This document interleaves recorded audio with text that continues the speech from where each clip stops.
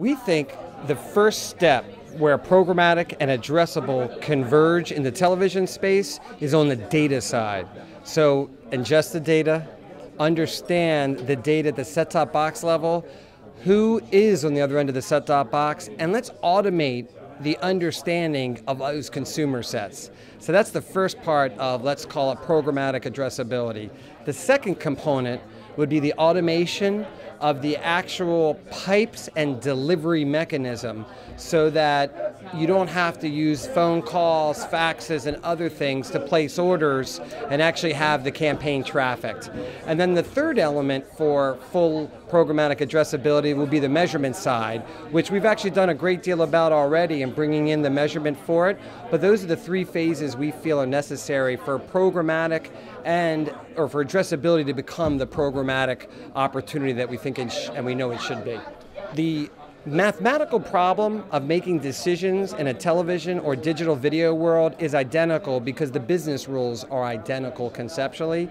However, the infrastructure with which digital video is implemented versus the infrastructure of the linear feed television set, they're so different that the technological requirements are significantly different.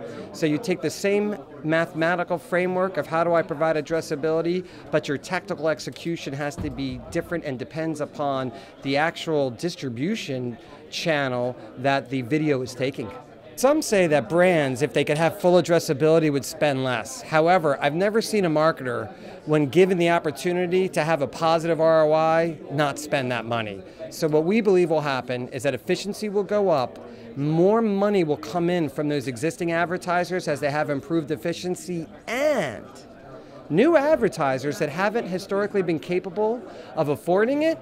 Hi, I'm a luxury car brand, I buy TV, my population I'm reaching is 1 in 100.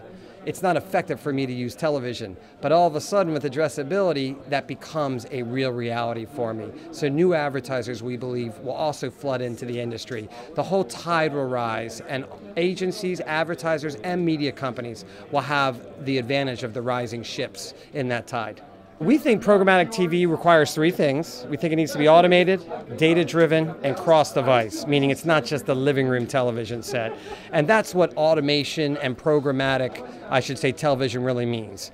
Now, what's going to happen, or how do we make that happen? We think we need three key pieces to get there. We need fluidity of data, we need the flexibility of media, and we need the fusion of technology, where we can bring all the old and new methodologies, data, systems, technologies, and the rest under one fused platform that allows everyone to seamlessly operate in an automated, data-driven, cross-device way. I think it will start at the traditional linear feed television buying groups inside the large agency holding companies.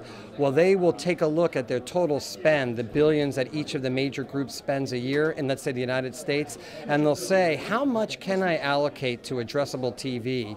And I think that's where it gets activated, and then over time, as more and more addressable television capabilities become available, the budget shifting will evolve, where instead of just buying a whole program and every household gets the same ad, I'll be able to buy a program and give different households different ads. And it'll just be a natural, seamless migration over time. It'll probably take a good 5 to 10 years for both the technology and the workflows to get down, where all of a sudden we see a full seamlessness between the linear feed and addressable television.